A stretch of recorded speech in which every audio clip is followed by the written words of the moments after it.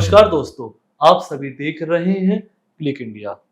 आज हमारे साथ चर्चा में बड़ी खास मेहमान मौजूद है लिज़ा गुप्ता।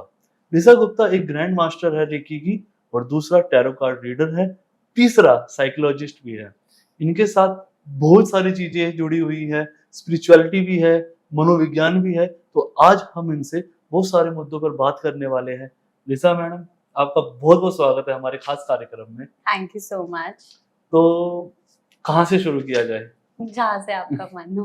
तो मैं आपसे जानना चाहूंगा कि आप यंग है काफी, आपकी स्पिरिचुअलिटी में इतनी एंट्री कैसे हुई और आपने रेकी के बारे में बताइए कि आपने कहाँ से सीखी, पूरे इसके अपने सफर के बारे में बताइए। तो स्पिरिचुअलिटी का तो मेरा लेना देना था ही नहीं, मुझे कुछ नहीं पता था ये क्या होता है क्या नहीं होता।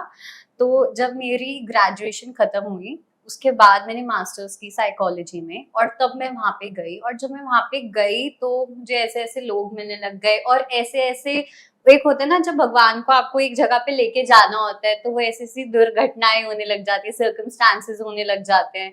तो वही चीज हुआ, कुछ ऐसे सर्कमस्टांसेस हुए जिसकी वजह से वो मेरे लिए बहुत ज्यादा हार्ट ब्रेकिंग थे। और जो एक होता है ना, जैसे काली का बोलते हैं, ending is the new beginning, अंत ही आरंभ है। तो वही वाली चीज हुई कि बहुत ज्यादा पेन, हार्ट ब्रेक, ये वो। लेकिन वो जो थी वो शुरुआत थी मेरी स्पिरिचुअलिटी की। वहां से मेरी जर्नी स्टार्ट हुई सेल्फ अवेयरनेस को लेके, कि अपनी आप की खोज जिसे हम कह सकते हैं। कैसे खोजा, क्या खोजा?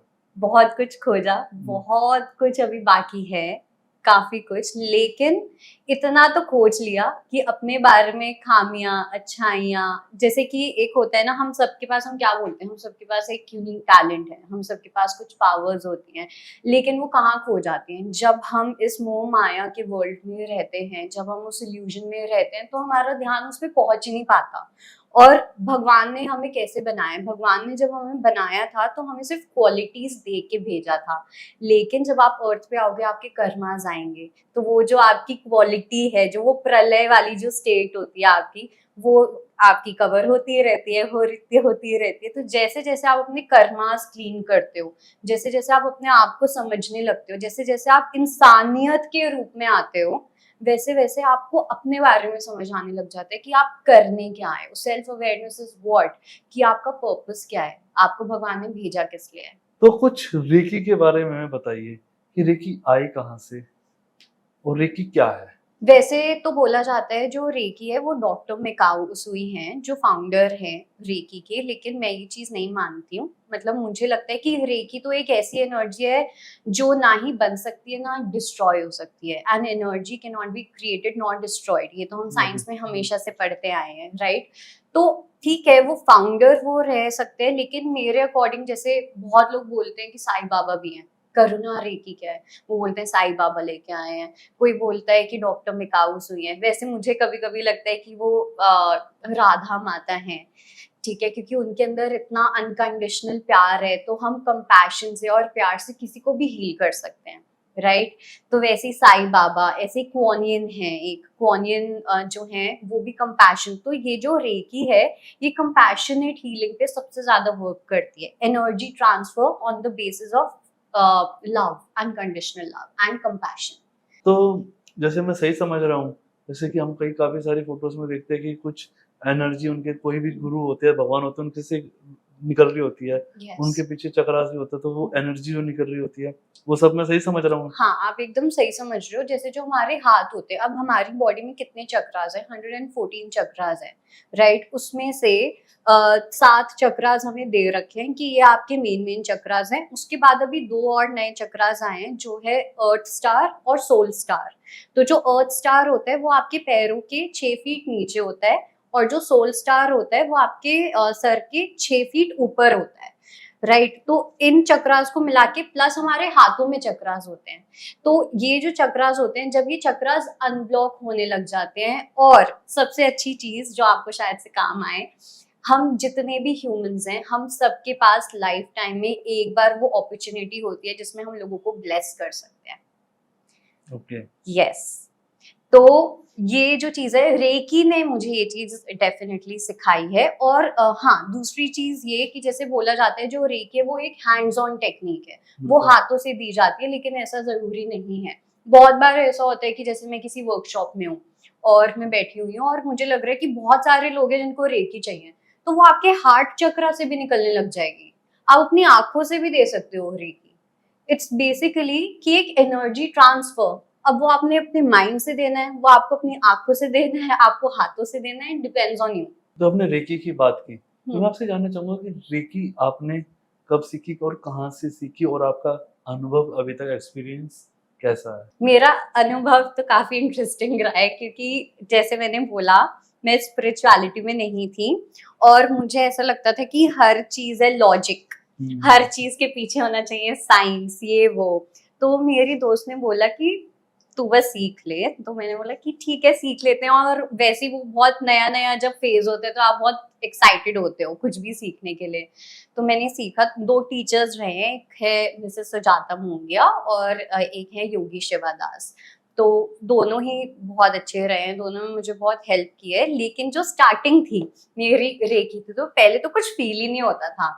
अब फील नहीं होता था, मुझे समझ नहीं आ रहा मैं कौन सा, ऐसा लगता था कोई टोटका कर रही हूँ या क्या, कुछ नहीं समझ आता था। लेकिन इस जर्नी में मुझे ऐसा लगता है कि भगवान जी ने या यूनिवर्स ने मुझे बहुत ज्यादा हेल्प की है। वहां से मेरे अंदर आया फेथ। एंड जब आप स्पिरिचुअलिटी की बात करते हो, वहां पे आपका लॉजिक नहीं चलता, वहां पे आपका साइंस नहीं चलता, वहां पे सिर्फ फेथ चलता है। एंड साइंस और स्पिरिचुअलिटी फॉर मी वो दोनों एक ही हैं, लेकिन साइंस अभी तक वहां तक पहुंचा नहीं है। सिंपल, और कुछ नहीं है। तो मुझे ऐसा लगता है कि आने वाले टाइम में हो सकता है साइंस को समझ आ जाए कि रेकी क्या है, क्योंकि अभी साइंस अच्छे से नहीं बता पाया कि रेकी क्या है। साइंस ने ये बता दिया कि future of healing is frequency healing, जो है एनर्जी हीलिंग। बिल्कुल। राइट, तो मुझे लगता है आने वाले टाइम में भी रेकी का भी एक उनके पास अच्छा रिसर्च हो कि रेकी क्या है। तो हाँ, बात करते हैं टॉपिक पे वापस से हाँ आते बिल्कुल हैं। बिल्कुल। तो जैसे कि आपने रेकी सीखी, और रेकी से आप अभी आपका जो फिलहाल अभी हम करंट की बात करें, प्रेजेंट की, तो आपका एक्सपीरियंस कैसा है? मेरा एक्सपीरियंस बहुत अच्छा है। मेरा एक्सपीरियंस ऐसा है कि मुझे पता है कि मैं पूरे टाइम प्रोटेक्टेड रहती हूँ।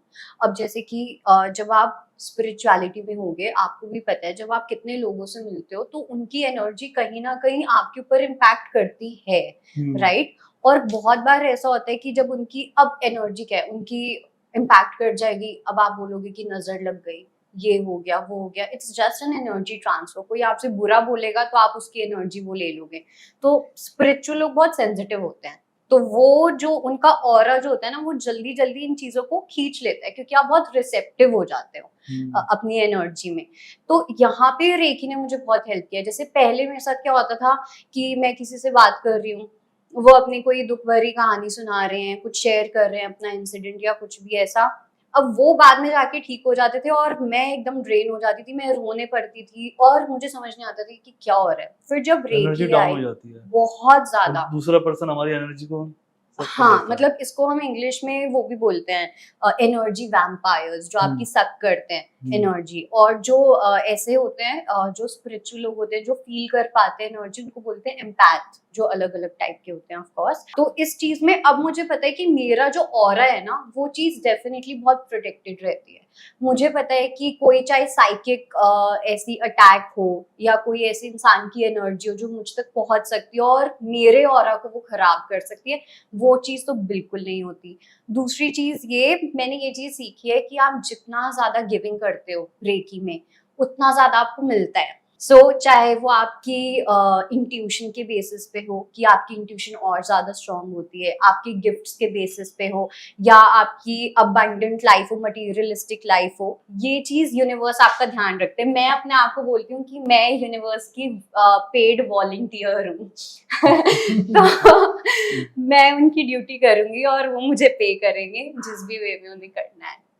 समझ गया मैं। तो हमारे दर्शकों को ये बताइए कि बहुत सारे जैसे इस वीडियो देखेंगे सवाल आते रहेंगे, तो मतलब मैं आज ही उन सारे सवालों के जवाब जानने आया हूँ आपसे। तो रेकी की टेक्निक्स क्या होती टेक्निक्स बेसिकली होती हैं, रेकी में 3 से 4 लेवल्स होते हैं, जैसे जब मैं सिखाती हूँ तो उसमें मैं 3 लेवल्स रखती हूँ। पहला ये होता है सेल्फ ट्रीटमेंट, क्योंकि आप जब तक अपने आप को हील नहीं कर सकते, आप किसी और को कैसे रास्ता दिखाओगे, Agree. Right? So first level is self treatment, जिसके अंदर आपको सिखाया जाता है कि आपको अपने आप को हील कैसे करना है थ्रू रेकी।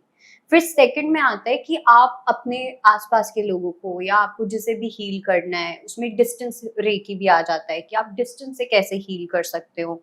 फिर थर्ड में आता है जिसके अंदर आपको और हाँ, सेकंड वाले में जो सेकंड लेवल है उसमें आपको सिंबल्स भी दिए जाते हैं। फर्स्ट में कोई सिंबल्स नहीं होते हैं, सेकंड में आपको सिंबल्स दिए जाते हैं, इसमें आपकी करुणा रेकी भी आती है, और थर्ड में आप खुद ग्रैंड मास्टर बन जाते हो, फिर आप एलिजिबल हो जाते हो कि आप सिखा सको दूसरों ओके, को। तो 3 थर्ड स्टेप्स होते हैं। 3 स्टेप्स है मेन। यस। या आप थर्ड में जाके क्या कहते हैं, लोगों को सिखाएंगे, मास्टर्स नहीं सिखा सकते? नहीं, ग्रैंड मास्टर सिखाते हैं। ओके। यस। और फर्स्ट में आपको कितना कितने टाइम में बन सकते हैं ग्रैंड मास्टर? मेरे को तो 2 साल से ज्यादा लगे, क्योंकि ओके। मुझे ऐसा लगता है कि आपको एक अच्छा एक्सपीरियंस ले लेना बहुत इंपॉर्टेंट होता है, जिससे मतलब पढ़ाना क्या है कि आप अपनी नॉलेज शेयर कर रहे हो। अगर नॉलेज में आपकी कोई कमी होगी तो आप शायद से एक अच्छे टीचर नहीं बन पाओगे, मेरा ये मानना है कहीं ना कहीं। तो मैंने उस चीज को बहुत टाइम दिया, बहुत सब, I think it's a very subjective thing, बहुत सब्जेक्टिव है। कुछ लोग होंगे जो बहुत जल्दी, क्योंकि आप कभी भी सीख सकते हो, आपने अपना लेवल 2 खत्म कर लिया, आप लेवल 3 सीख लो, लेकिन मैं उसके लिए प्रिपेयर्ड नहीं थी। मुझे ये था कि मुझे अच्छे से करना है, पहले लोगों को हील करना है और अच्छे से जानना है, इस चीज को लेके और जानना है रेकी के बारे में, फिर अब जाके मेरे को लगता है अब मैं एकदम प्रिपेयर्ड हूँ लोगों को सिखाने के लिए। तो आपको क्या लगता है कि एक नॉर्मल इंसान जो होता है उसके लिए है हेल्थी, और नॉर्मल इंसान के लिए, या ये जो लोग बीमार हो या अनहेल्थी हो या जिनकी लाइफ में बहुत सारी प्रॉब्लम हो उनके लिए रेकी है? सबके लिए है, ओके। सबके लिए, चाहे वो बच्चे क्यों ना हो। अब जैसे कि चाहे बच्चे भी हैं, ठीक है, अब उनके लिए, और ये कोई रेकी ऐसा नहीं है जिसके अंदर कुछ आपको मंत्र पढ़ने पड़े, या कुछ कुछ ऐसा नहीं है जिसमें बहुत ज्यादा प्रोसेस इन्वॉल्व है। तो चाहे वो कोई सीनियर सिटीजन हो, कोई यंग इंसान हो, कोई छोटा सा बच्चा हो, कोई भी रेकी कर सकता है। रेकी में किस तरीके की हीलिंग पॉसिबल है आपके जैसे ख्याल? कि मतलब रेकी के अंदर हम जैसे करते हैं, हीलिंग करते हैं ना, जैसे डिस्टेंस हीलिंग करते हैं, तो किस किस तरीके की हीलिंग हम कर सकते हैं? ओके, तो अब जैसे रेकी है, एक हम कर सकते हैं कि हम किसी को रेकी सीधा दे रहे हैं। अब लेट्स से कि कोई इंसान बीमार है, ठीक है, उसे कोई फिजिकल इलनेस है, लेट्स से कैंसर है या कुछ भी ऐसा है, तो रेकी इन चीजों में ना एक एज अ कॉम्प्लीमेंट्री थेरेपी बहुत अच्छे से वर्क कर सकती है। ओके। कि जहाँ पे अब डॉक्टर्स का जो काम है वो तो वही रहेगा, क्योंकि इस टाइम पे इतना ज्यादा वो हो चुका है कि शायद से, मतलब ये थोड़ा सा ऐसा है कि मुझे ऐसा लगता है पॉसिबल भी है और इम्पॉसिबल भी है। तो वो आपके दिमाग पे, आपके कॉन्शियसनेस पे डिपेंड करता है। आपकी डिवाइन कॉन्शियसनेस उतनी है तो आप किसी को छू के भी ठीक कर सकते हो, राइट? और बिल्कुल। अगर आपकी उतनी ज्यादा नहीं है तो मुझे लगता है कि जैसे आज के जमाने में जैसे डॉक्टर प्लस रेकी, बाहर वेस्टर्न में तो हॉस्पिटल्स में हायर करने लग गए हैं ओके। रेकी हीलर्स को, वो लोग लेते हैं। तो जैसे जो भी ट्रीटमेंट चल रहा है साथ साथ रेकी मिलती है। सेम इज विद जैसे किसी को साइकाइट्रिक इशू है जहाँ पे ब्रेन सेल्स जो होते हैं वो डैमेज हो जाते हैं, वहां पे आप साथ में रेकी कर सकते हो। जैसे मैं जब करती हूँ, मैं साइकोलॉजी प्लस रेकी करती हूँ, तो उससे क्या होता है, अब बहुत सारे हमारे पहले के इश्यूज होते हैं, हमें याद नहीं आते, लेकिन हम जो रिजल्ट है आज, हम अपने चाइल्डहुड का या हम अपनी पास्ट लाइफ का रिजल्ट है, राइट? तो बहुत ऐसी मेमोरीज होंगी जो आपको याद नहीं आएंगी, ऑब्वियसली नहीं याद आती हैं, लेकिन जब आप रेकी करते हो साथ साथ तो आपको समझ आने लग जाता है कि अच्छा मेरे को आज ये प्रॉब्लम है, तो इसका रूट इशू क्या है, इसका रूट कॉज क्या है, तो उसमें बहुत टाइम जो होता है ना वो बच जाता है। तो जैसे मैं अभी आपके सामने मौजूद नहीं हूँ, या उसमें कैसे रेकी काम करेगी? Okay, distance. So basically distance reiki जो है, रेकी का जो सबसे बड़ा कॉन्सेप्ट है वो ये बताया कि रेकी को टाइम, डिस्टेंस, स्पीड समझ नहीं आती है। ये जो कॉन्सेप्ट है ये ह्यूमंस ने बनाया है, ये रेकी ने नहीं बनाया है। अब जैसे टेलीपैथी है, टेलीपैथी हम, मेरे को आपके साथ यहाँ बैठने की जरूरत नहीं है, वो टेलीपैथी कहीं से भी हो सकती है। मैं आपकी दिमाग, अगर हम कनेक्टेड हैं किसी भी लेवल पे, तो हम एक दूसरे के थॉट्स को समझ सकते हैं कि अच्छा ये इंसान ऐसा फील कर रहा है, या आप समझ पाओगे। So same exactly is the same way with reiki. अब पहले के जमाने में क्या दिखाया जाता था, भगवान उनको टीवी नहीं चाहिए होता था, राइट, वो कुछ ऐसे ऐसे करते थे, वो आ जाता था।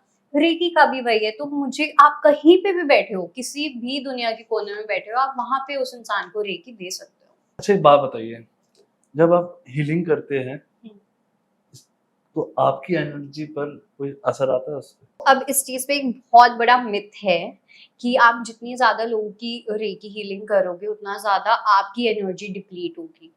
तो मैं तो इस चीज में नहीं मानती हूँ, क्योंकि मेरे साथ पहले मुझे ऐसा लगता था, लेकिन जैसे जैसे मैंने रेकी की तो शायद से यूनिवर्स ने या जो भी वो एक हायर फोर्स होती है, उन्होंने मुझे वो एक्सपीरियंस करवाया कि ऐसा नहीं है।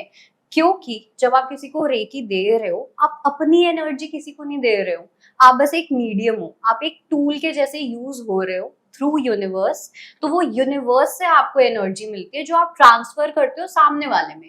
तो उसका आपसे लेना देना कुछ भी नहीं हुआ, आपके बस हाथ यूज होते हैं और कुछ बाकी सब यूनिवर्स से मिलता है आपको। तो आपको उस टाइम पे थोड़ा सा लगता है कि मैं डाउन, या आप प्रोटेक्शन यूज करते हो, कुछ सिंबल्स होते हैं उन पे? Definitely yes. तो ये बताइए, जैसे कि मैं आपसे रेकी के बारे में बात कर रहा हूँ, है ना? तो मुझे कैसे पता लगेगा कि मुझे रेकी की जरूरत है? कुछ ऐसा पॉसिबल है? वैसे तो मुझे ऐसा लगता है कि रेकी सबको ही सीखनी चाहिए, क्योंकि मेरा ये मानना है कि अब आजकल के टाइम में इंडिविजुअलिटी पे बहुत ज्यादा फोकस होता है ना, ओके। आत्मनिर्भर होना। तो क्योंकि रेकी आपको एक वो अपॉर्चुनिटी देता है अपने आप को हील करने की। तो इसलिए मुझे लगता है कि आपके पास कोई रीजन है या नहीं है, आपको रेकी सीखनी ही चाहिए, क्योंकि अगर आप अपने आप को हील कर पा रहे हो एटलीस्ट जो बेसिक्स हैं, तो उससे बेटर तो कुछ नहीं है। कितने पैसे आपके बच जाएंगे, आप सोचो। जैसे कि आपने अभी मिथ दूर किया, आपको लगता है कि वो मिथ है, और क्या मिथ है रेकी को लेके? क्या रेकी बैक भी कुछ करती है, नुकसान करती है? रेकी कोई नुकसान भी है? नहीं, रेकी का कोई नुकसान नहीं है। और ये थोड़ा सा लोगों के माइंडसेट पे भी डिपेंड करता है, क्योंकि रेकी क्या करती है, reiki works on the principle of need. जिसको जो जरूरत है उसको वो मिलेगा। अब लेट्स से कि अब जैसे हम एनिमल्स को भी रेकी दे सकते हैं, हम प्लांट्स को भी दे सकते हैं। अब मैं किसी एनिमल की बात करती हूँ, ठीक है, वो कोई एक एनिमल है जो बहुत बीमार है, ठीक है, उसे बहुत टाइम हो चुका है। अब आप उसको रेकी दे रहे हो, तो जो उसका ओनर होगा वो रेकी इसलिए दिलवाना चाहेगा कि वो ठीक हो जाए। लेकिन रेकी को पता है कि उसकी जो नीड है वो क्या है, कि अब वो इस दुनिया से निकल जाए, जिससे कि उसको और ज्यादा परेशानी ना झेलनी पड़े।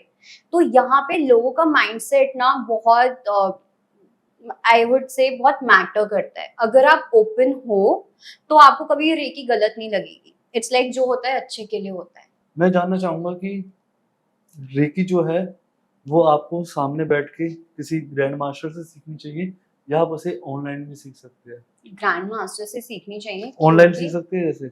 हाँ, मैं ऑनलाइन सिखाती हूँ। ओके। लेकिन जो डिफरेंस होता है बस ये होता है, अब जैसे कि आप देखोगे कि अब आप रेकी पे कोर्सेज देखोगे, आपको बहुत सारे मिल जाएंगे, आपको खरीदना है और आपको हो गया। लेकिन जो मेन पार्ट होता है रेकी का, होती है इनिशिएशन।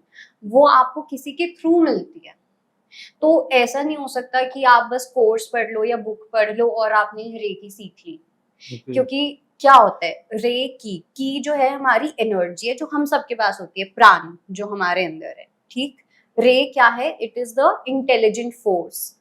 तो की तो आपके पास है, लेकिन जो रे आपको मिलती है वो आपको अपनी ग्रैंड मास्टर के थ्रू मिलती है, इनिशिएशन से। रेकी का तो आपने बहुत अच्छे से एक्सप्लेन किया। अब इसमें साइकोलॉजी क्या करेगी?